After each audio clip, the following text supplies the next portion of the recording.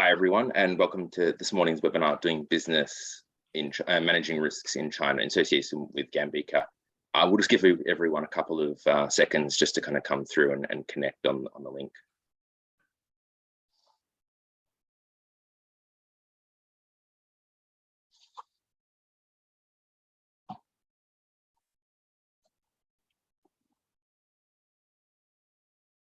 Okay, well, welcome. And welcome to today's webinar. My name is Chris Lethbridge, and I'm Director of Member Programs here at the China-Britain Business Council. And it's great to have you all online for today's event where we look at doing business and managing risks in China, run in association with Gambica. Today's webinar is intended to help British exporters better understand the Chinese market and how to protect themselves when exporting to China. While the Chinese market presents a huge opportunity for many businesses, it's not without its challenges. So let me just run through kind of the outline of today's events. So first of all, obviously the introduction for myself. I'll then be handing over to Jacqueline from Gambica just to provide a bit of an introduction from Gambica's perspective. Following that, I'll be handing over to my colleague David Gregory, who will provide an economic update and some of the trends and drivers that we're seeing in China, both from a government and economic perspective. Following David, we're joined by Laurent from Gowling, actually in China, and Laurent will be talking about kind of contracts and due diligence as it relates to the Chinese market. Following that, we've got Patrick joining us from CCI Credit Management, and that'll be looking at kind of debt management and how, if things do go wrong, how you can potentially recover your debts in the Chinese market. And then finally, we'll have a Q&A with all the speakers. For the Q&A, please, if you've got questions throughout today, please do submit them, and I can put them towards each of the speakers at the end. And yeah, if you've got any questions, please do use the Q&A function on your screens. So without further ado, let me hand over to Jacqueline from Gambica. Hello, everybody. Welcome. Good to see so many members joining today. Can I extend my very great thanks to CBBC for putting together this webinar. I was keen to get something on this subject because of members' questions. So I know that you have many practical issues in your transactions with China, whether purchasing from or selling to, and you often ask me about those, and CBBC is my first port of call for an answer. So thank you very much to all of you today for coming and giving this webinar for us. As you know, Gambica does a series of webinars for members and sometimes for wider groups as well. We have a couple coming up that may be of interest to you. So on the 11th of July, we have a specific briefing from ECJU on export licenses, the do's and don'ts, and there will be an opportunity there to ask questions. On the 12th, we have a webinar on how to protect your company from departing employees. And on the 14th, we have something that I didn't organize, so if I've got this wrong, do forgive me, but I believe it's on what could private 5G and security mean for your business. So those are the things we're doing in the near future, but today I'm going to hand back over to CBBC to tell us a bit more about doing business in China. Thank you, Jacqueline. Sounds like some interesting webinars. Many of those issues that you've raised are definitely also issues that our members have. Well, let me hand over to my colleague David, who's going to provide a bit of that macro context on the Chinese market, some of the factors that are driving Chinese government policy. Thank you, Chris. Just give me a minute to get my presentation up. Am I sharing the screen yet? Not yet. Let me try again. Okay. I'm seeing it, David, but not full screen. Really? That's interesting. Because I can't see anything. Let me just... Can you see that? Yes, full screen now. Perfect. Okay, fine.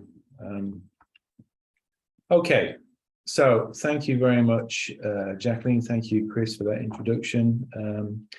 I work within the advanced manufacturing sector as a China market business advisor, and as Chris said, so I'm going to spend the next few minutes really looking at what's happening, sort of, shall we say, the direction of travel with the economy in China, and potentially what the future drivers are going forwards, and hopefully put that in a little bit of context by taking a look a little bit as how we've got to this point. Can you see that screen, Chris? Has that changed? Yep, that looks good. Yeah, okay, perfect. So, just starting with the headlines, China is clearly a very important market for UK exports, and typically it ranks in any given year as the 6th largest export market for us. And going forward, there's some interesting statistics bounding around. There's some projections that by 2050, China, including Hong Kong, will account for something like 17% of all global imports and 27% of global GDP.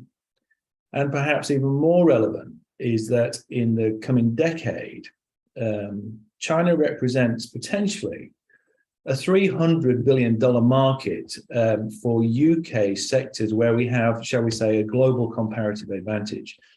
And, typically that might be, for instance, in aerospace, financial services, and particularly digital services. If we look at it by sector and exports by sector, and what we're showing here is just a selection of sectors that are important to the UK economy in terms of exports to China. We're also taking a bit of a peculiar period, really. We're comparing 2021 figures back to 5 years previously, and the reason for that is just to avoid big distortions, including those caused by COVID. But, clearly there's some areas that have fallen back, including automotive. I guess that's no surprise to anybody, because we know, you read in the news every day the struggles that the automotive market is having worldwide, and China and the UK have been affected by that. But other areas are growing quite well, including, for instance, and this would be of interest to Gambica members, the sector including scientific instruments, but also, for example, medicinal and pharmaceutical products. Excuse me.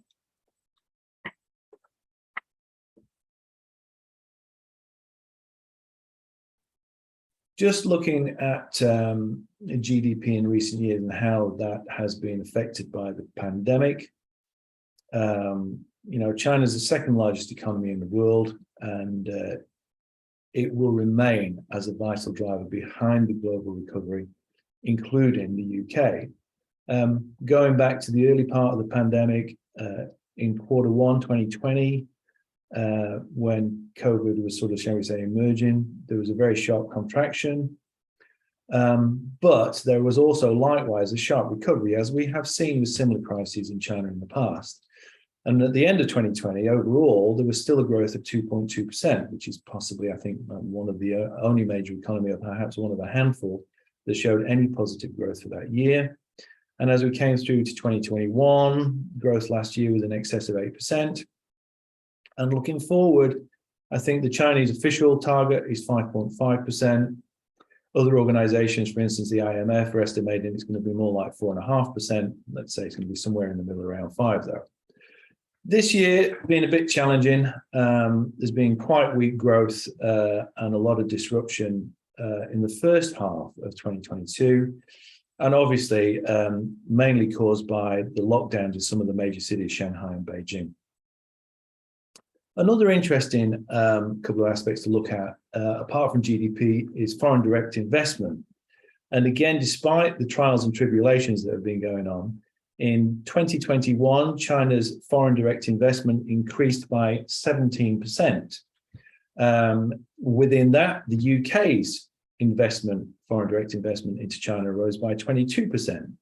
So clearly there is still, shall we say, an appetite and a recognition of the strength of the Chinese economy. And last but not least is when you look at the exports, we just look at the last figures in May, exports from China are still growing quite healthily at something like 16%. You look at where the economy is going to track. And another figure to look at perhaps is not just as percentage terms, but look at the GDP in terms of cash money. Potentially, if the growth rate continues around 5%, it could overtake the US by the end of this decade. And it means really, if you compare 2035 to 2020, the economy will double in size in real terms. So again, plenty of potential growth to come.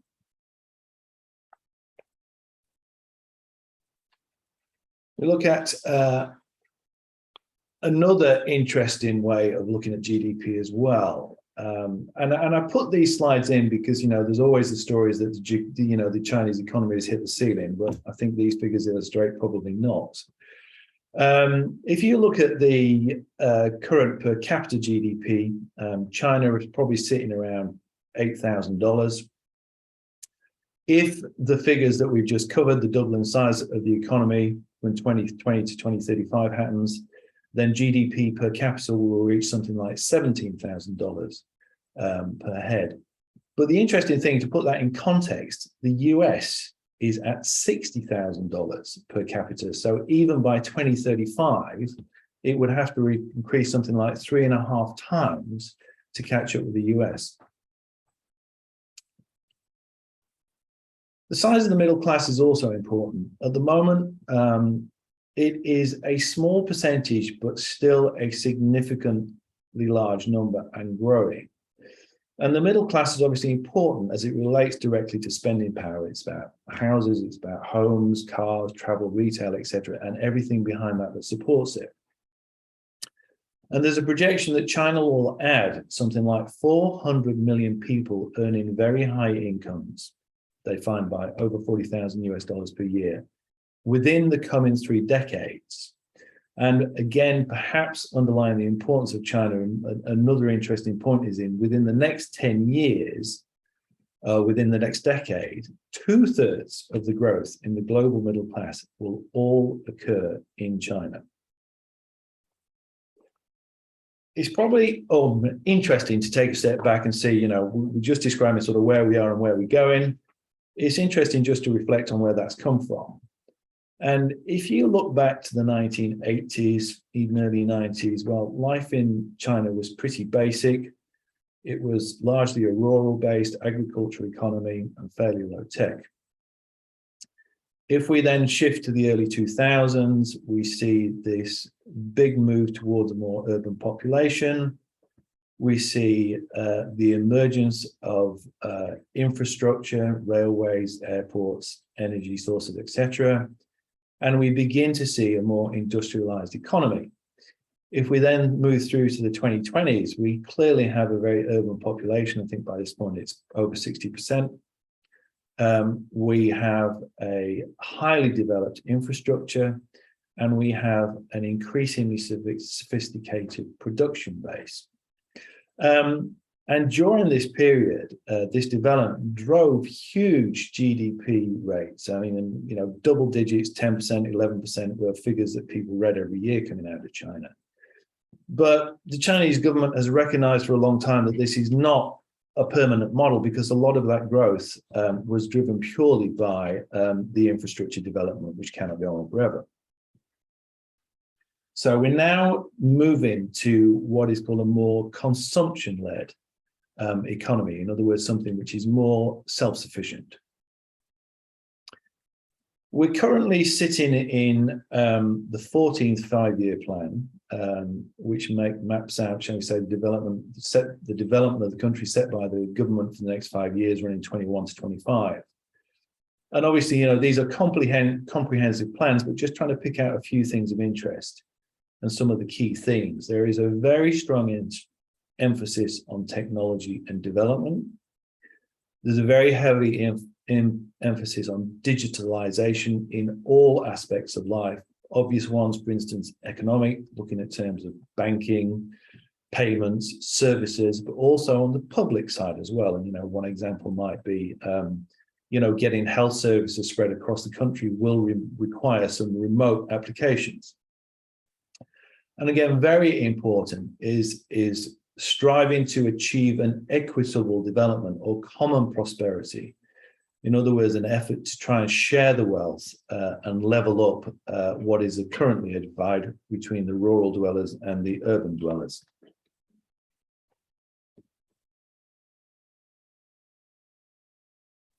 You see this related to this domestic consumption and the domestic economy. This dual circulation strategy is talked about quite a lot.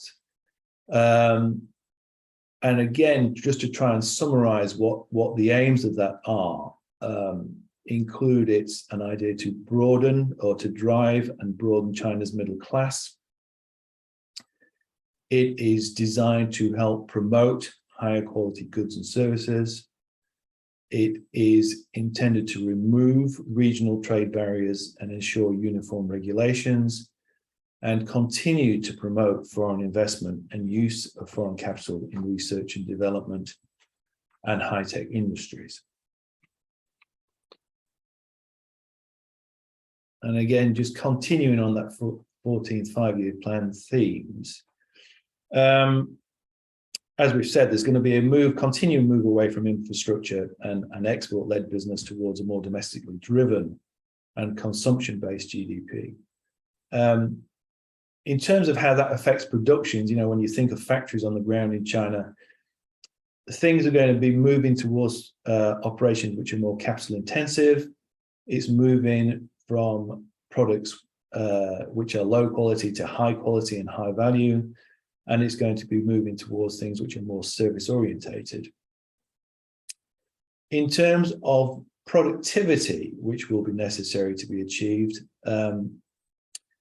there is going to be a bigger focus on education in terms of, again, trying to balance out this current division which exists between the rural and urban populations, and also the old and young populations.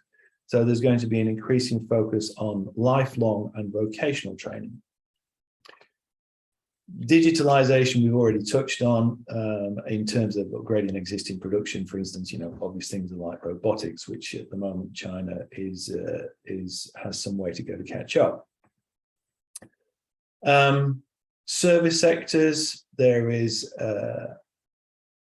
drives in particular sectors, for instance, finance, to open up competition.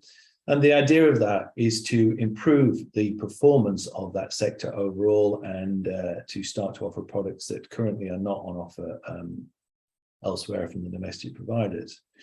And last but not least, state-owned enterprises, which has been on the agenda for a long time. That's a continuing efforts to drive reform in order to improve efficiencies.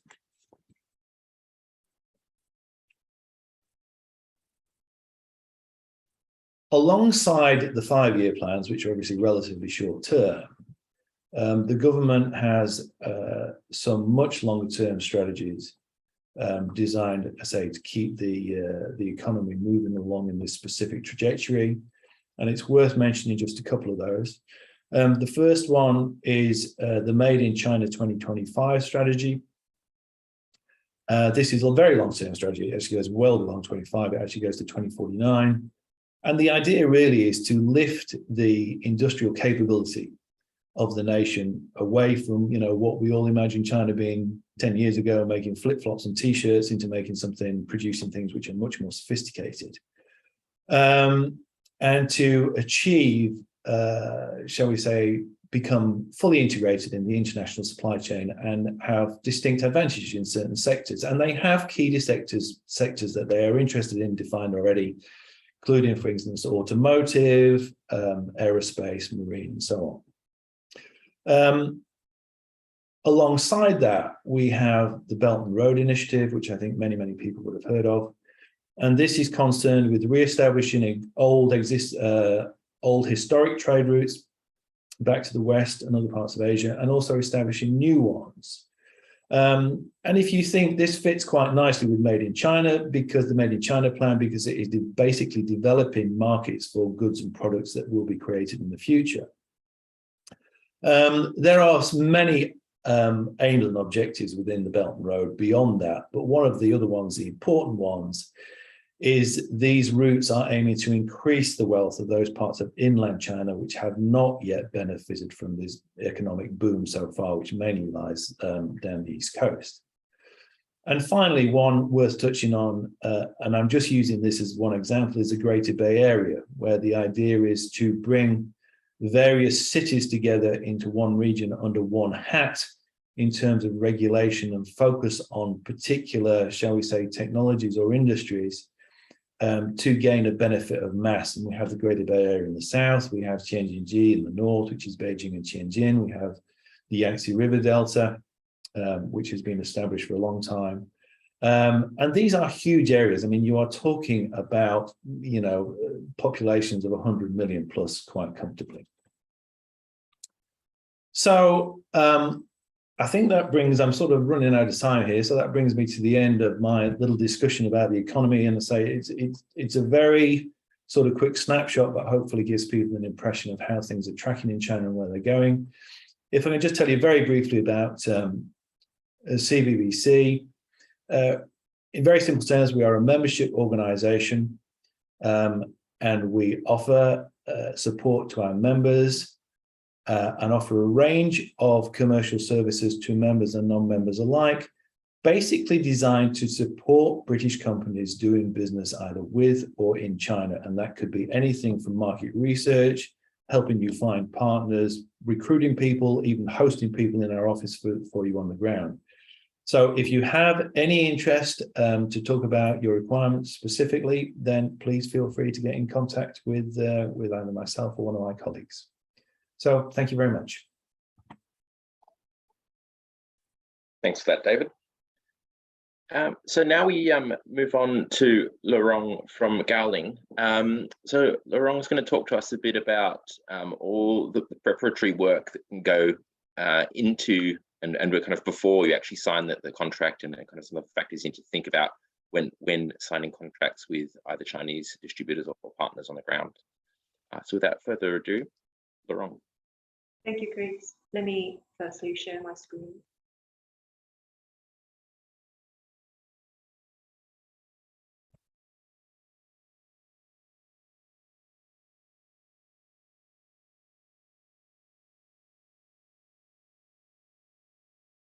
Can you see my screen now? We can now, yeah. Good morning, everyone. My name is Laurent. Very happy to be here today, and thanks very much to CBBC and Gambica for inviting me to give this presentation. Just a little bit about myself and the firm. We are an English law firm establishing an office in China, and we are in China for more than 15 years. And myself also be in this profession for more than 15 years. And as an international law firm, most of our clients are international companies doing business with Chinese partners.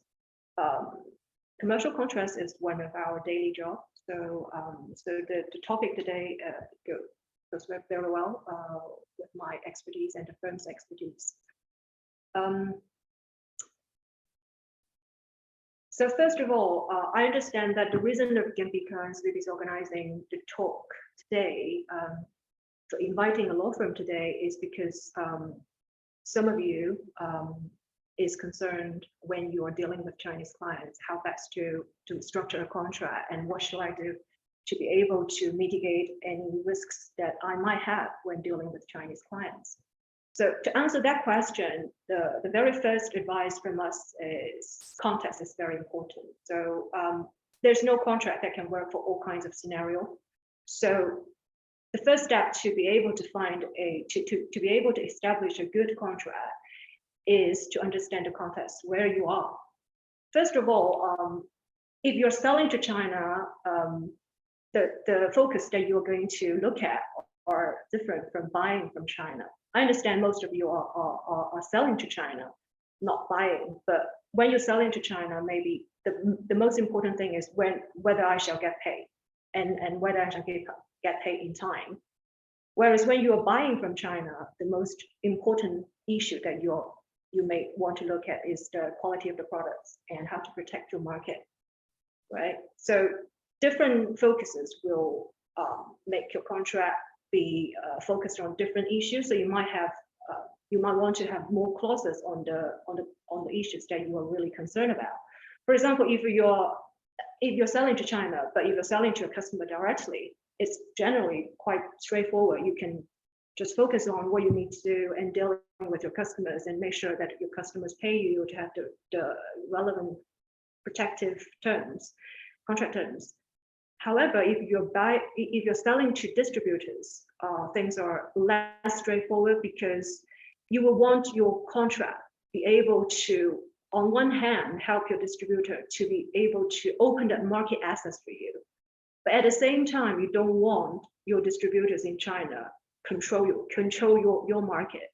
So you would need to have some protection, contractual protection mechanism for you to audit your distributor, know what they're doing in China, and to be able to give you an easy way out when you find out that they're not doing what they need to do. And also, you may need to give support to your distributors so that they can better sell your products. So, and in that case, probably one contract is not enough. You might need a distribution contract dealing with distributorship issue, and the other contract about dealing with selling products to the distributors. And it also matters when you're selling only products or you're selling products and services. So if you're selling products, but at the same time, you're helping your clients to install them or helping your client to maintain the products, all this will be covered under the service contract. So you might consider to have a separate contract to cover the service aspect. And also there are differences when you're selling to customers in private sectors. They're generally more room to negotiate because they're flexible.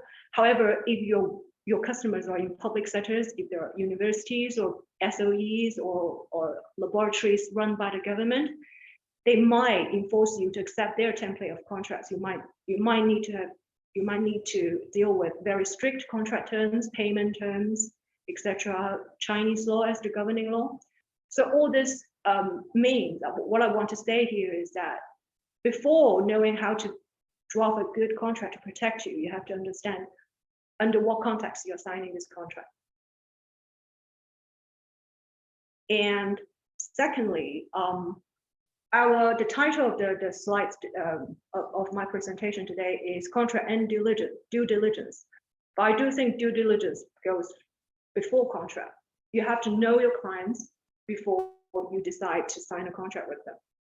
And in China, I understand it's not uncommon for you that you're dealing with someone who called Mary or Tom using a QQ or Gmail email address to contact you.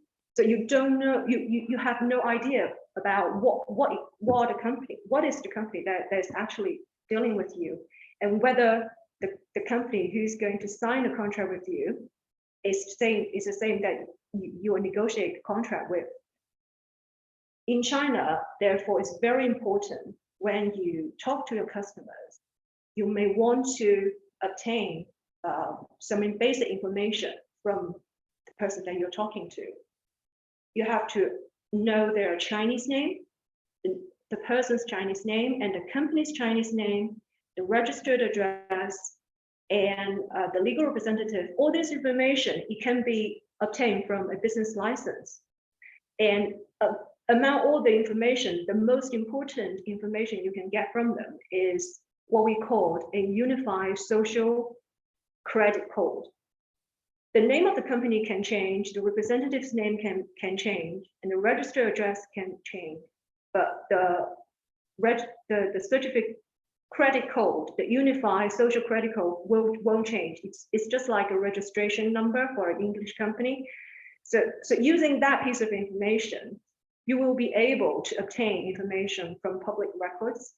There are many Chinese websites that you can find out information about Chinese company, other than the official one, which is run by AMR, Administration for Market Regulation.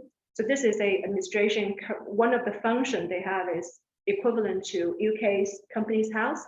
So they have a database of all company registered in China. And from that website, you'll be able to find out when the company is established, how much is the registered capital, who is the legal representative, who are the directors, managers, etc. So all this basic incorporation information can be found on AMR's website. Other than AMR's website, there are private-run Chinese platforms that grab information, capture information from all the other websites, and they don't have their own content, but they can grab all the information useful for you and present it to you. So this type of websites there are many of them now in China, Qi or Tianyancha, but the only thing that might prevent you from reading any information from it is because all these websites are in Chinese only. So you probably need someone to translate in English for you, or pick up the information which are important for you. And the private sector, the private platforms can provide more information than the AMR website, because from the private platforms you will be able to find out the other information. For example, if the company is under litigation, or whether this company has registered any intellectual property, whether how many companies has been established by the highest official of this company. So you will have a more comprehensive information comparing with what you can find out on the AMR website. And if all the information that you can find out from the public resources are not enough, the following way is to conduct investigations by engaging private investigators. But I do want to remind you that using of PIs must be very cautious right now in China, because 10 or 8 years ago, it is still possible for PIs to obtain confidential information of a company, such as the balance of a bank account, for example, using their relationship. But this is now is really difficult to get that information, and it is illegal. Therefore, PIs in China are very cautious about helping their clients to find out information nowadays. Therefore, you might want to discuss with PIs before you enter into a contract with them, and to ask them what kind of information they can find out in addition to the information you can find from the public records. And of course, there are following up investigations during the course of business. We always recommend our client to ask more information, ask more questions when they're in the beginning of the relationship, in the beginning of a commercial arrangement with their customers or clients, because it is when both parties are in a good relationship, it's a lot easier to get useful information. You can also organize visits. Under COVID, it's difficult, but that's something you can do when the pandemic is gone, and you can ask them to provide references to you, what kind of clients they're dealing with, what kind of suppliers they're working, etc., etc. So you will these are the steps you can take when you want to know who you are dealing with. And the next topic is the most important topic of today, is how to structure a contract. We're not doing a face-to-face seminar today, so I cannot doing a poll asking how many of you are still using PO or pro forma invoice as your contract. But this is something that I see like daily. We still have clients does not believe in contract, and they believe PO would be sufficient for them. But what I just want to say is that signing a contract cannot prevent issues happening. That's for sure. But when there are issues happening, contract is the only document that can guide you on how to do, where shall I bring a case, and what is my best chance, and what are the risks that I'm facing, right? So contract is definitely, when you're doing business in China, I think it's the same in the world, your guardian angel, but a contract needs to be properly drafted. So you need a contract does not mean that I can copy and paste clauses from different contracts, and as long as clauses are perfect, then that makes a perfect contract. it is not true. Again, I have to remind you that you have to understand what is the context of who is your customer, what is the context, and that will decide what do you put in your contract. Let's see some basic commercial terms in a sales contract, as most of you are more interested on selling to China. First of all, is the identifiable customer. This is we have already discussed when we talk about know your clients, and detailed specification of the subject product. And I suppose the PO can do the work is sufficient. You would know better than lawyers what is the product that you're selling. And of course, when you're selling, there must be a very clear description of delivery terms. Here, I want to add something is in the international trade sales contract, when it comes to delivery terms, many companies will use Incoterms. But when you use Incoterms, do remember to mention which Incoterms you're using. So you're using Incoterms 2010 or you're using Incoterms 2020. These are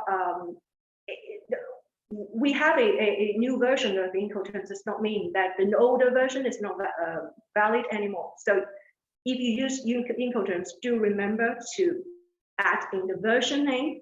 And also when you use Incoterms, you must be aware of whether the Incoterms works in your contract. So I've seen so many contracts that the client has chosen a Incoterms, but later on in another clause, talking about something which is in contradiction to the Incoterms they've chosen.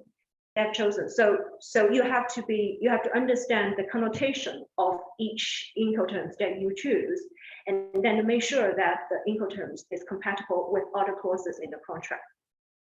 And other common commercial terms is in inspection and acceptance. Normally, this is more important for the buyer than for the seller.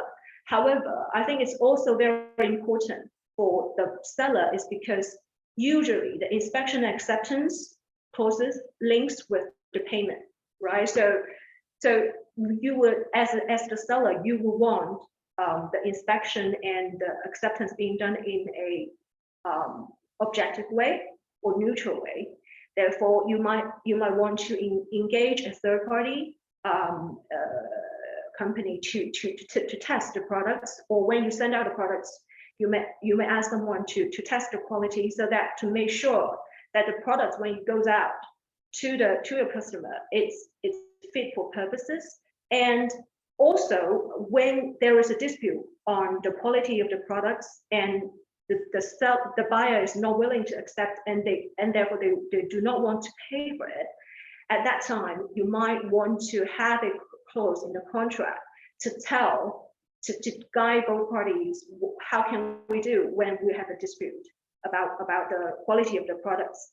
And I have recently dealt with a international sales contract about chemical products. So the seller is chasing payment from the buyer, and the buyer refused to pay is because they are using different standards to test the products, which means, and guess what? They don't have a contract. And they have a PO, but they don't have a contract. In the contract, there's no clause. In the PO, there's no clause about which rule we shall comply with when there is a quality issue of the product. Therefore, I think the inspection acceptance clause is also very important for the seller. And with regard to protective payment terms, of course, the general way is to ask for a deposit and ask for the other party to bear all the taxes and customs clearance, etc., etc. One thing to remind you here is about the deposit, because if your contract is under Chinese law, and Chinese law have different different requirements with regard to deposit. So if it's written differently in Chinese, it's 定金 or 定金. It sounds like the same, but the writing is different. So if you're paying a deposit, which means it's some sort of a guarantee for the production of the products, then the deposit, the amount of deposit cannot be more than 20% of the contract value. First, and secondly, when there is a violation, and if the violation is done by the party that receives the deposit, you will need to return 2 times of the deposit to the other party. Whereas if the violation is done by the party paying the deposit, and the party will lose the deposit. So they have this deposit has a guarantee function here. However, if you are using another 定金, which is just a down payment, in that case, it doesn't have this requirement, so it does not serve as a guarantee, right? It's really important when you draft the terms in your contract, and you have to always understand, you have to always make sure that the terms you use is what does it mean under that specific law. And of course, with regard to other protective payment terms, you might want to limit the possibility of the buyer doing any kinds of deduction of the payment, and that's very common in a contract when we negotiate for our clients who are a seller, and the buyer always require a full power of them making deduction. Oh, if I found any quality issue, I will be able to deduct, etc., etc. So all this, you have to negotiate very closely and very diligently with the other party about how to protect yourself, how to make sure that you will get paid. And there's service after sales warranties. This is also linked to payment as well. So what kind of warranty you're giving them, and make sure that every warranty that you are giving about your products is written in the contract. So otherwise, it won't be in your benefit. It won't be in your benefit because any sales representative, what they say will be recorded by the buyer, and they will use it against you. And one of the live example that I can show you is, I have a European client selling products to a Chinese customer. They're selling sieving machines, like selecting different type of beans out of lots of different beans. And now their client in China does not want to pay, refuse to pay, is because one of the sales representatives of my client is telling them that the successful rate of their machine can achieve 98%. But this is not written in the contract. It's done by oral, and there are some emails around that. But that's the key issue of the dispute right now, is whether the machine can achieve the 98% success rate. So make sure they put everything written in a contract, and you might want to have an entire agreement clause in your contract that everything written in the contract will replace everything said during the negotiation, right? So that's very important. And other than the commercial terms, there are some key terms about drafting a contract. So one of them is IP. IP is, I understand, is not our subject today, but just two suggestions. If you want to sell products in China and you are concerned about your IP, you have to register your IP, whether a trademark or design patent, because protection of IP is territorial. So if you're not registered in China, it will be very difficult to help you to enforce your rights in China. And I'm conscious about timing, but I will be very quick on this. And I know this is the key issue that you want to understand. It's the contract language, governing law, and competent forum. So if the wrong perception is that English company will tend to believe that if I'm an English company, the best choice for me is contract language should be English, governing law should be English law, and then I choose English court to be the competent forum. However, this is something I should say wrong when you are dealing with Chinese companies, because firstly, about language. If your contract is drafted in English only, Chinese parties will be able to dispute in front of the court or arbitration, saying that they do not understand exactly what they're signing.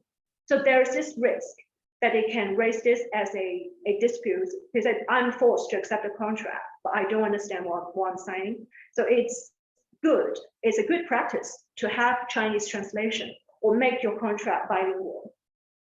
And the other two issues about governing law and competent forum are the most frequently asked questions, and people tend to mix them together.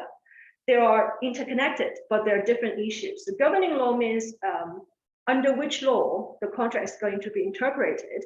For example, the deposit issue, if it's under Chinese law, then it's definitely different from if you interpret it from English law, right?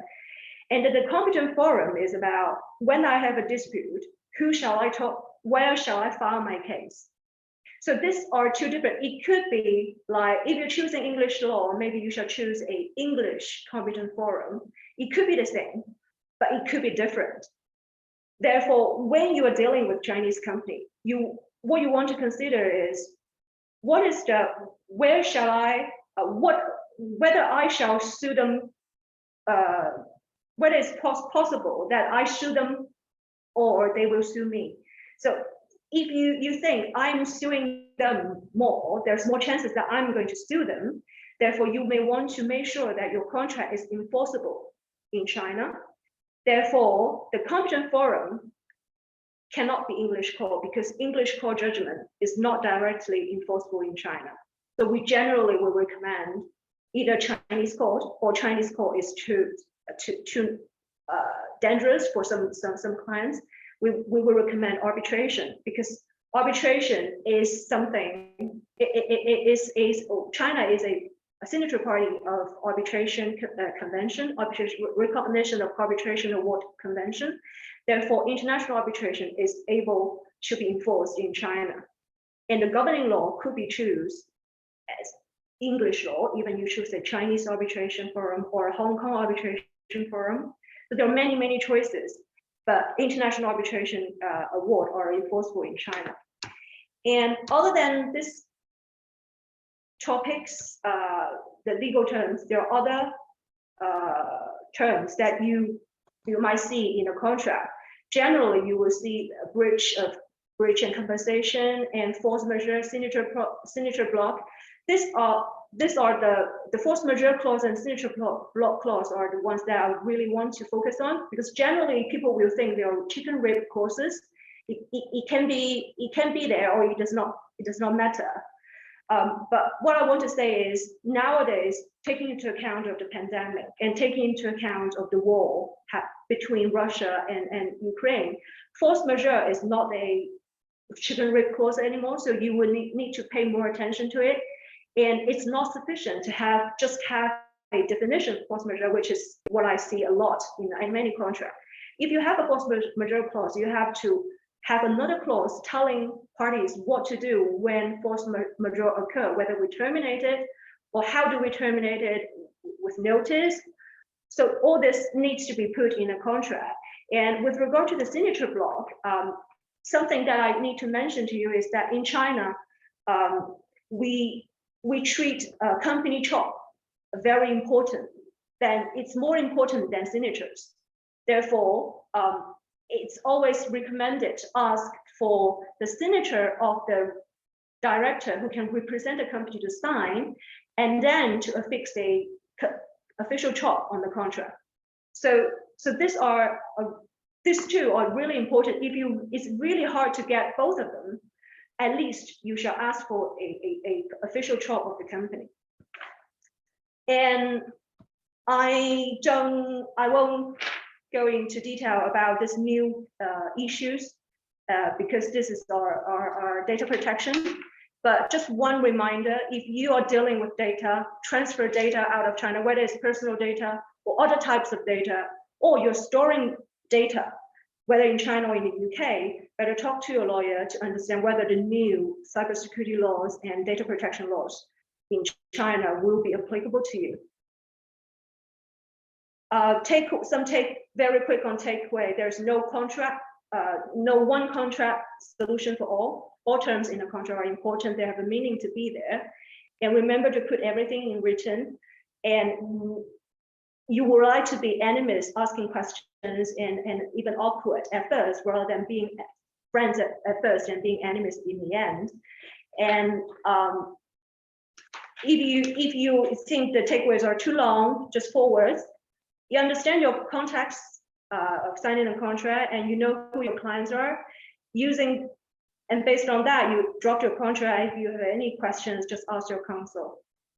And I think that's all for my talk. Sorry for delaying. Thank you, Laurent. There's a lot to cover there, right? There's a lot to think about when it comes to contract negotiation and due diligence when you're dealing with Chinese parties, given kind of the difficulties and intricacies of the two systems. So I'd like to invite Patrick to join us and present his presentation on credit management. Hi, everyone. Can you start? Yep, go for it. Yep, no problem. Just share my screen, just 2 seconds.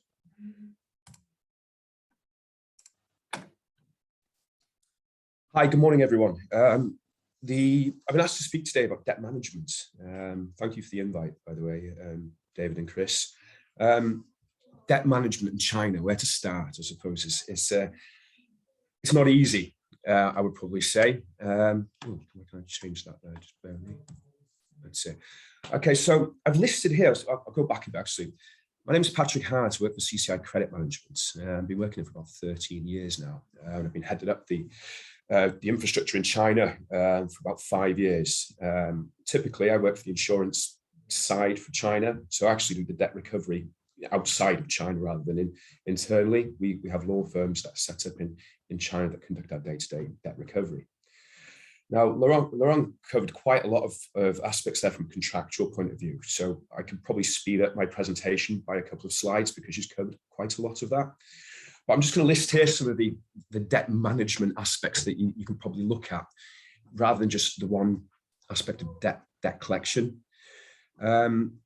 I'll just go through them here. So debt collection, we all know that it's probably not the most glamorous job in the world, but it's necessary. The second we've got there is accounts receivable. Now, I suppose the best way to mitigate any potential losses is to cover them at the start. Now, accounts receivable, if you're not comfortable with the cultural differences from the UK and China, sometimes it's best just to outsource your receivables to an agency in China. They will be doing all your chasing when the invoices become due. They'll distribute your invoices when they need to be paid. And generally, you probably have a more streamlined service if you're outsourcing that collection aspect to an agency in China. It frees you up a lot of time. They're on the same time zones, and again, they'll know the cultural differences. So it's worth bearing in mind from a debt management point of view, just to give the debts or the receivables to another entity and let them deal with it, really. The other aspects is the asset searches, investigations, and recoveries. Now, Laurent kind of touched on it. It's very loose in China. It's not. It's in the UK. We've got very clear databases here. Obviously, it's not a big country, the UK. China is such a vast area that to do asset searches, investigations, recoveries is very, very difficult. However, it's still a service that anybody can choose to go with. The other one, which I'll touch on other slides towards the end, is the asset remarketing point of view. Now, the asset remarketing is something that might be new to a lot of you, but it's something to look at. If you've got goods stuck in or held in a port, whether it's in the UK or in China, and whether you're the seller or the buyer, if you can't get the money until the deposit's paid, and that was only the deposit, and the goods are essentially losing value by being stuck at the port, consider selling them to a different party. That's one thing to look at. It's not always a case of getting your money from the buyer or the deposit back from the seller. Look at finding a different purchaser. And then the Incoterms are very, very important there, like Laurent touched on. It's when the liability passes over or the rights to the title. The other bit is debt verification. Now, I deal a lot with the insurance sector. Now, one thing that we do is verify trades on their behalf before we go in with debt collection itself.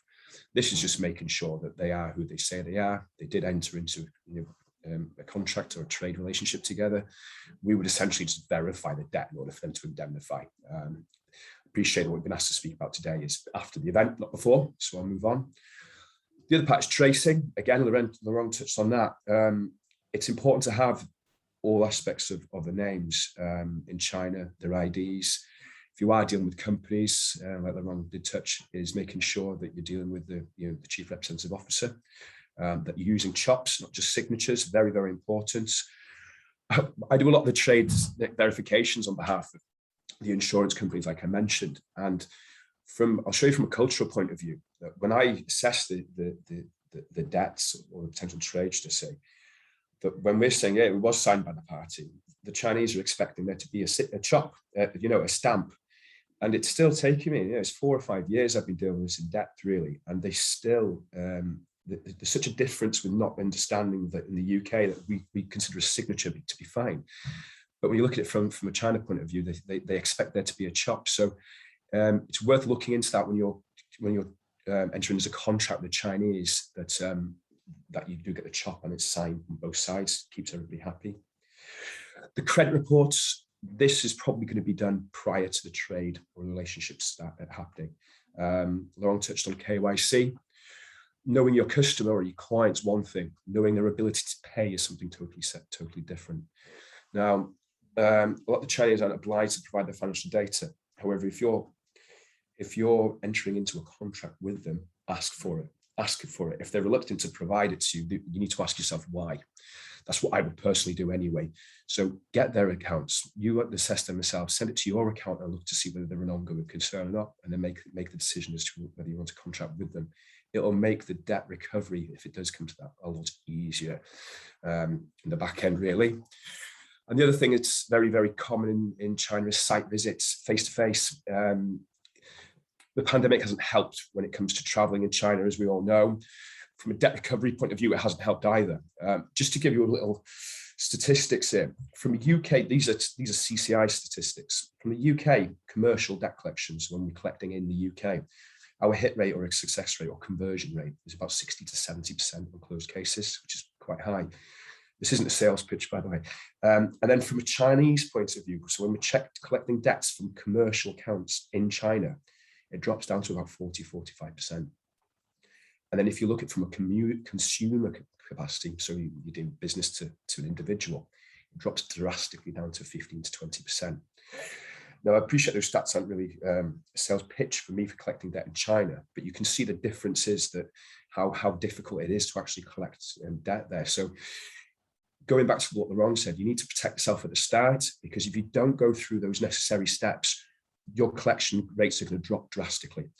The age of the debt comes into it. Don't hang on to a debt for too long. Assess it, look at it, and get rid of it. Just outsource it, or contact your nearest law firm that's in China. The aspect of debt purchase. If you're looking at it from your side, you don't want to deal with it in a capacity where you think it's going to take too long. You want to be doing something else. Consider selling the debt in China. There are entities out there. We've got contacts with a few. Typically, you're not going to get a very good rate for debt purchase, but it's still an option if you want a quick release of cash flow, and it's something to look at. And then there are the legal options, alternative dispute resolutions. I'll touch onto that in a bit. Then there's litigation, litigation funding, and insolvency. Just bear with me a second there. Someone's just popped up on my screen. Okay, so I just need to move this. Internally at CCI, we've got what's called a country risk matrix, and this assesses certain aspects of the collectability, I suppose you could say, of debts in China. Now, I've listed some other countries there. You probably see about on the right-hand side, about halfway down, that the collectability score in China is looking at 5.2, so it's there on the average side. This assesses the limitation periods there, whether you can add fees and you can lever them onto the debtors or buyers or sellers. What the barriers are for third party. Do you need licenses? The complexity of the legal system. I'll go into it from an ADR point of view. It's much easier actually than the typical litigation in the UK. What the current routes are for enforcement, the insolvency rules, the sanctions, the currency restrictions, the data protection laws, and again, the cultural resistance. So you can see that there that China kind of falls into the middle bracket. It's not good, it's not bad, but it's worth bearing in mind. I'm happy to provide this, so you've probably already got it. I'd use these as measures for you to assess the collectability yourselves internally when dealing with other countries. It doesn't have to be China. But you can say they're probably there about average when it comes to collecting debts. So this is what I would typically do from a debt recovery point of view when I would be looking at a file. And again, I'd encourage you to do the same. Maybe if you do it after the fact to see where you potentially went wrong, or if you have gone wrong. And it's, Laurent mentioned it, it's what you do at the start that helps the collectability at the end. You know, it's the work that Laurent will put into a contract that makes it easier for a company like CCI to be able to collect it at the end of the day. But we would be typically looking at database searches. You know, are they registered? Do they have a presence on the internet? Do they have a corporate WeChat account? All this to identify who the decision maker is, whether you're actually speaking to somebody that can actually make a decision, or whether they're there as a stalling smokescreen tactic. We look at establishing channels of communication. Like I say, it's pointless talking to somebody in the accounts payable if they're going to need the approval of the chief rep or director. You want to be, particularly if you're looking at high value accounts, not normal day-to-day churn of invoices. We then look at the communication. Now, WeChat is very, very popular in China. I imagine that most people here, given the relationship with CBBC and what we're doing here, that people have got WeChat accounts. The only thing I can say about that is, when you start to have a relationship with an individual, I would strongly recommend that you go into a contract with them, and you don't confirm matters via WeChat, because they can be distorted. 2, you can go into a friendly mode with them. And 3, the person that's actually saying it might not actually be the decision maker there anyway. So it might not be able to stand up in court, or it could be overlooked from an ADR point of view. Now, I would always strongly suggest that you follow up with emails for any type of confirmations of goods being sent or anything like that. It will help in the long run when you identify liability. There could be a signature on the email. You wouldn't necessarily get that from WeChat itself. And then we look at that to increase the contacts we've got, telephone numbers, and where they're actually located. And again, I've highlighted it, the other one, face-to-face. It's very, very important from our side. Face-to-face in China, there is the expression lose face, but just meeting people and looking at the whites of their eyes, knowing whether they're potentially going to be, I wouldn't say dishonest, anybody can be dishonest, but I think it's easier when you look at somebody to know whether they actually mean what they say. Or it's very easy. You've got time to process an email to see what you want to say. With a face-to-face meeting, it's very, very much instant. Just bear with me just a second. Apologies for that. The other part of the debt recovery collection, so say recovery skills, would be reviewing response and deciding on a strategy. Again, you'd assess the liability. This would come down from the work that you've done to establish the relationship to begin with. Identify the legal jurisdiction. Laurent touched on it. Judgments in the UK aren't necessarily enforceable in China. There is one clause in that, is that they are enforceable if it's subject to reciprocity. And again, that's very grey area. Has a debt in China ever been successfully enforced in the UK? If so, you can use that as a counter argument to have that accepted in the Chinese courts. I'd always go down the ADR route personally, and I'll touch on that in a second. Look at the dispute validity. It takes a lot of experience to know whether someone's lying, whether it's a smokescreen. You look at the tolerance levels for quality. I was dealing with a file not too long ago where out of the 3,200 units of furniture, 98% of them were of poor quality. Now, the supplier from China couldn't believe that there was such a high hit rate of faulty goods. We've had to get an independent assessor to come in, but it's due to, you have to know whether they're actually lying to you in that respect because they've got difficulties in making payment themselves, or whether it's a general problem with the goods. Sometimes it helps having an independent person come in and assess them. They'll make a decision by an expert witness, for example, or expert validation, and then you can use that to press for the money, essentially. I touched on it before, the asset position of companies. I'd always look at, unfortunately, I'm in a bad position here from an asset position, because I just have to deal with whoever owes the money and look at their asset position that way. You entering into contracts, you've got the ability to look at the asset position before you've assessed credit limits, for example, whether you need insurance on the back of that. I'd have an independent person look at their asset, or if they can look at their asset position before you enter into any contracts. It makes my life as a debt collector much easier, knowing that there's money or something that you can potentially enforce at the end.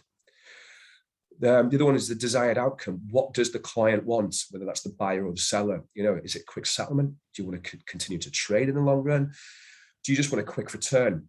These are something that we'd need to look at before doing any debt recovery, because it's okay going in hard and fast and saying we want our money. But if you're looking to obtain future goods or supply future goods in the long run, then from a debt management point of view, all you've done is you've got your money in quicker, but you've really, you've cut off your nose to spite your face, because there's no money for you at the end. The cash flow dries up if you've only got the one supplier. So that's something that you'd need to look at.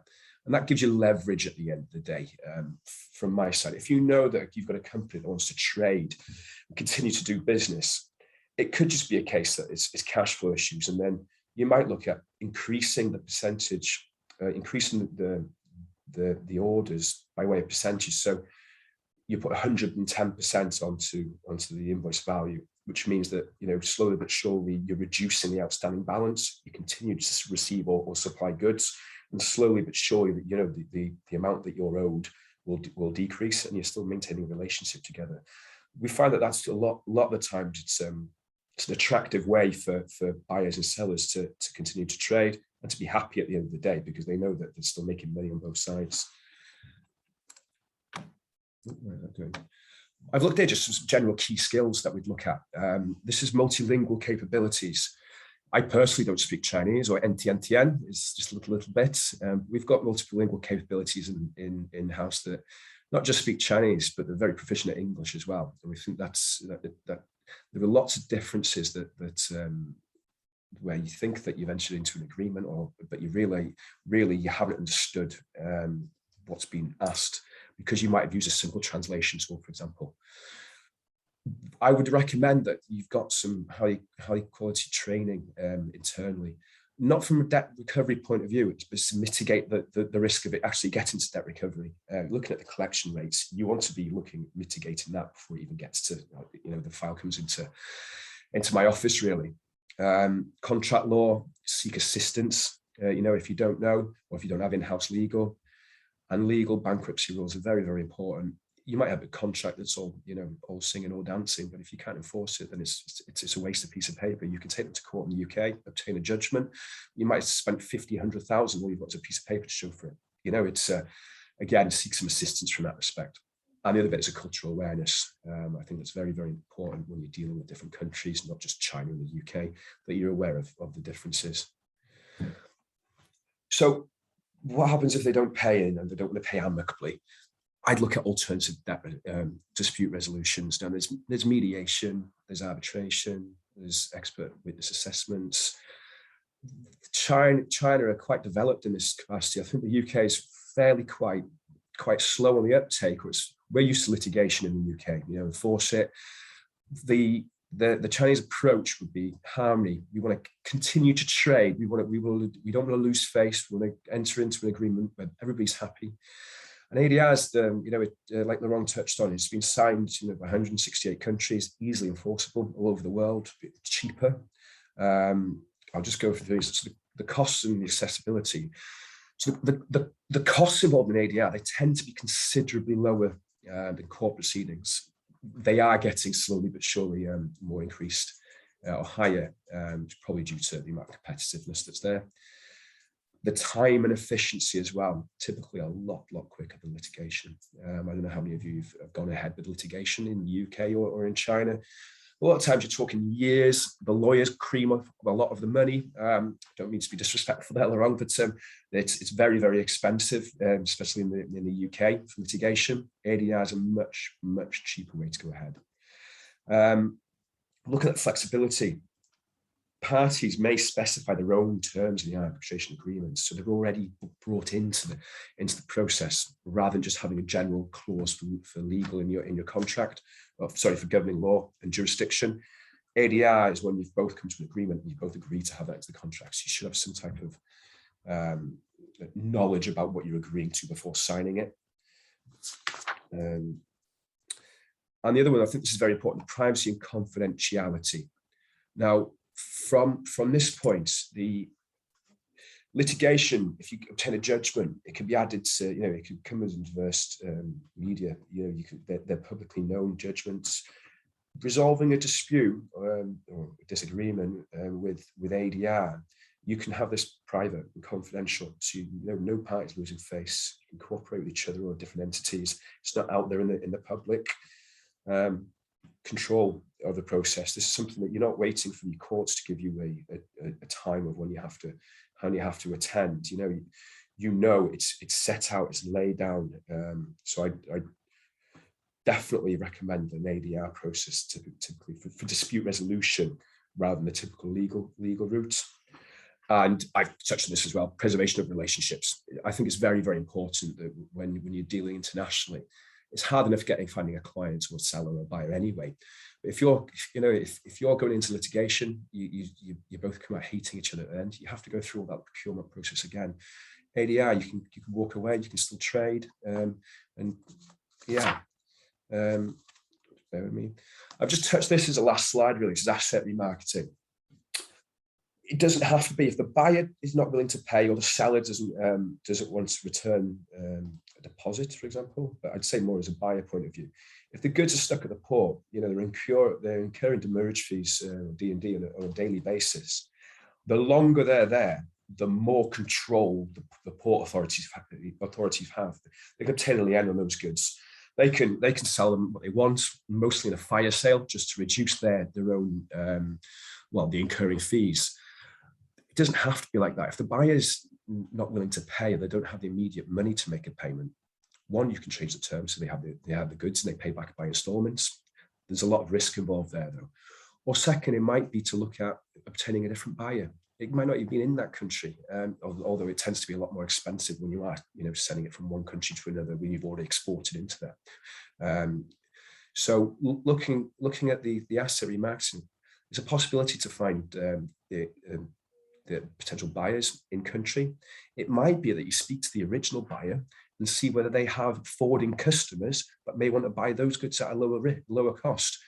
Everybody in the supply chain is then happy. The only problem you might have then is the original buyer may feel as if they've been taken one step back, and you might communicate with the ongoing consumer. But the way to look at that is you're mitigating your loss. You're doing it quickly. You're not incurring more fees depending on the incur terms. And it's a speedy way to resolve the issue and move on. And that's it from my side. I haven't overrun there. And that's it. Thank you very much for listening. Cool. Thank you very much, Patrick. That was a really interesting overview. So we've got not a huge amount of time, but if there are any questions that anyone does have, I would encourage you to put them in the Q&A box.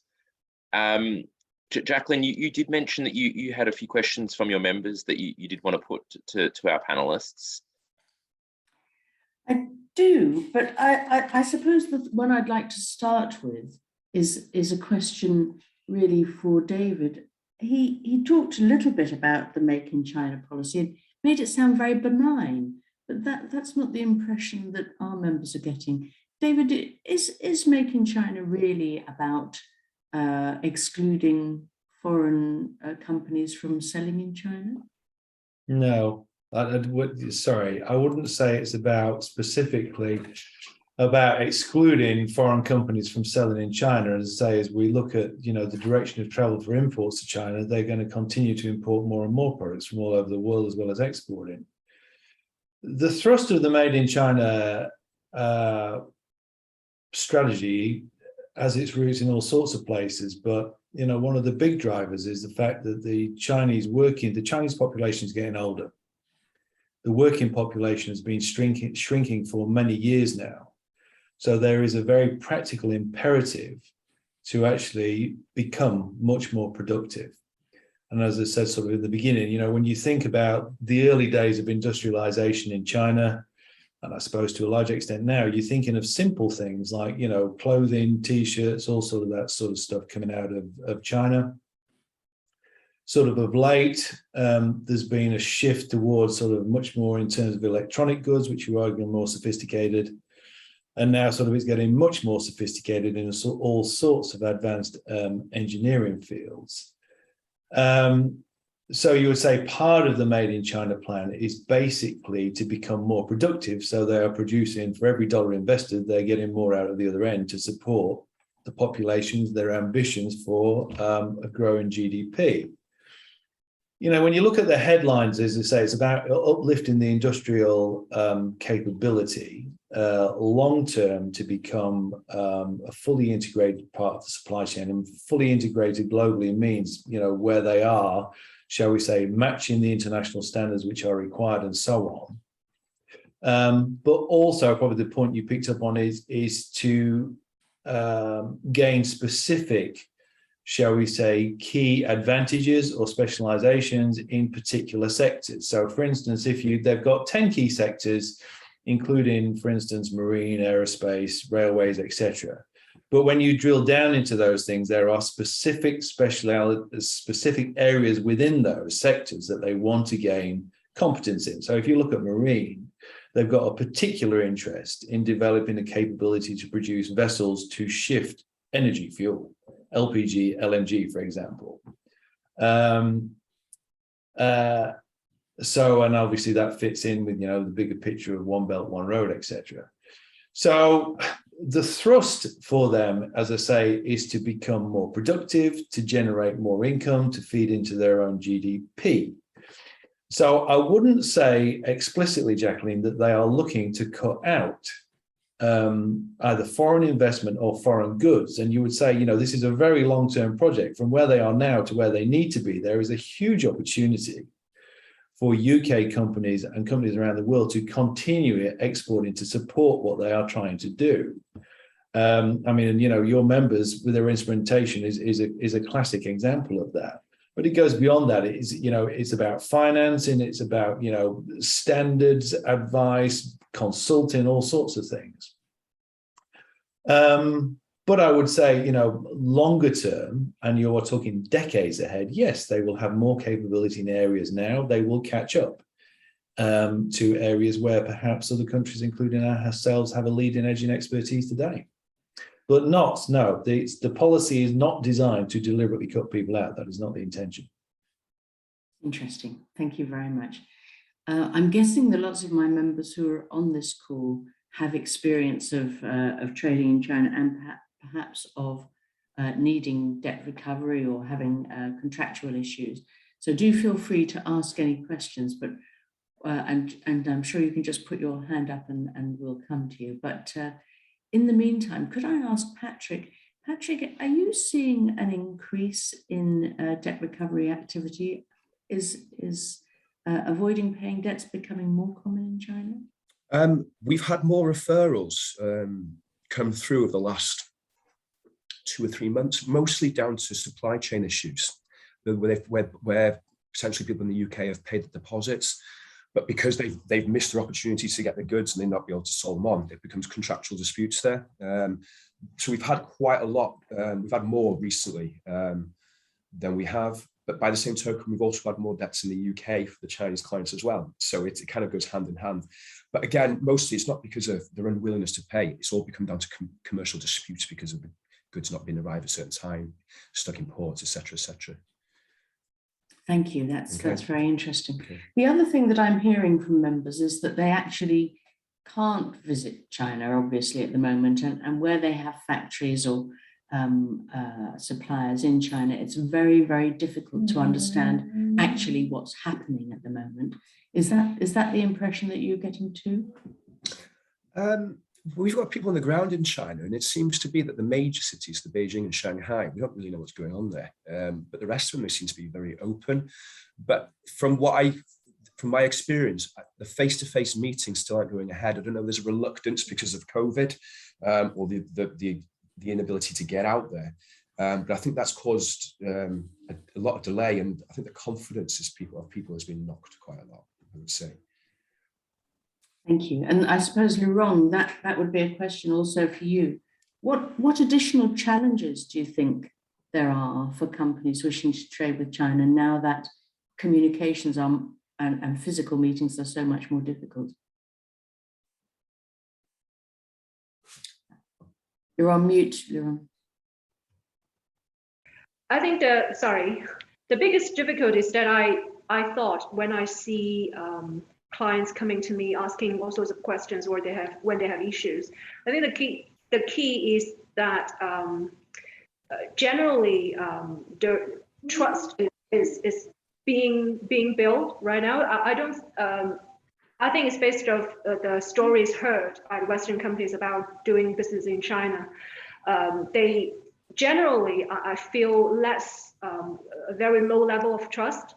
Therefore, that's why my clients or Western clients want everything put in the contract. At the same time, the Chinese clients would say, the Chinese customers would say, "Oh, it's not necessary. We can definitely do that." So basically, there's just like no trust, and then also because of the difference of culture, and Chinese companies tend to be how to say does not want to put everything on the paper, because for them it seems like very awkward, because it seems that the Western company does not have any trust on me, that therefore they want to put everything in the contract, whereas maybe the Western company just want to be sure, and it's not a problem. It's not a problem of their relationship. It's not good enough.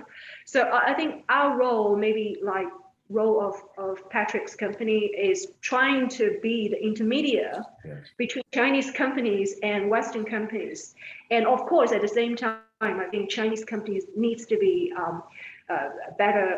needs to understand Western standards better. They're better now compared with 20 years ago, but there's still improvement to make. So and they need to be educated as well. So I think it's a cultural issue and a trust issue rather than legal issue. That's very interesting.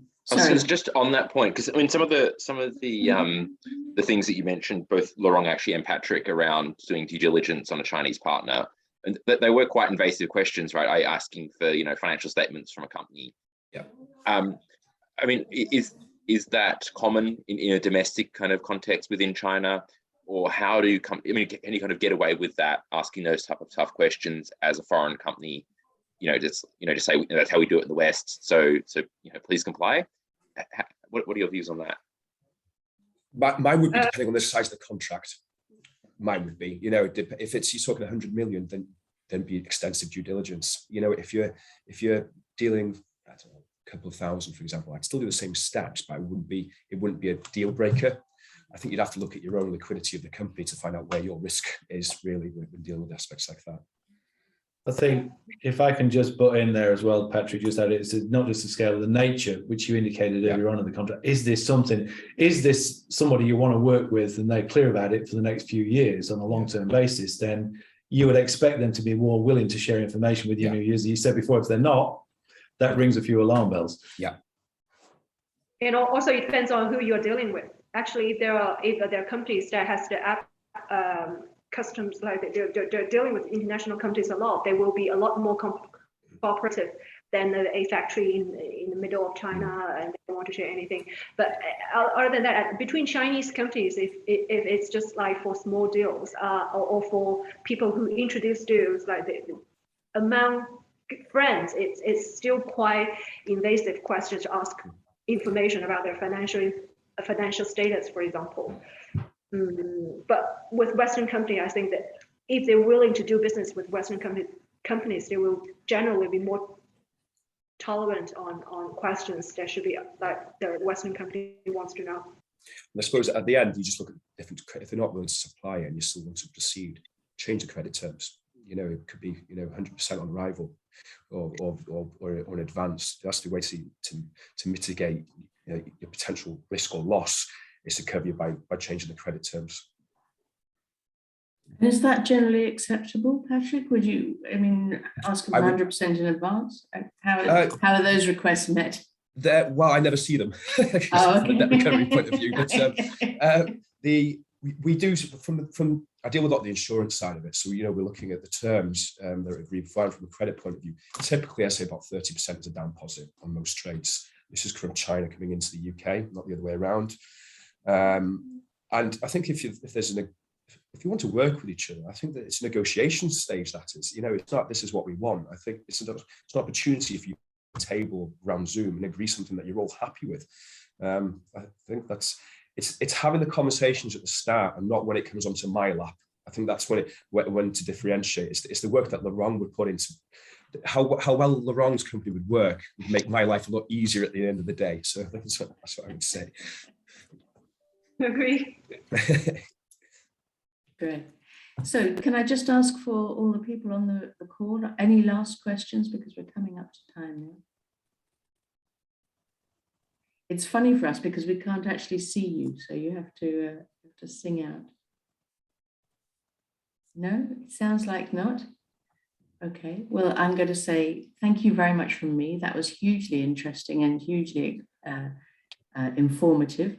I think maybe we need a webinar on cultural Chinese norms in the near future, so we can understand a little bit better how we should be conducting ourselves. But thank you very much to all of you, and I hope to see you again soon. Thank you very much. Thank you. Thank you. I'll just quickly say that if anyone does have any questions they want to put directly to either Patrick or Laurent, either we can share their information or we can connect you directly with them. Sometimes you don't want to put out all your commercial questions right in the middle of a public forum. So that offer is out there. But thank you everyone for joining us today. Thanks for your time, everyone. Take care. Thanks. Bye-bye. Bye. Yes, Bye-bye. thank you. Bye-bye. Bye-bye.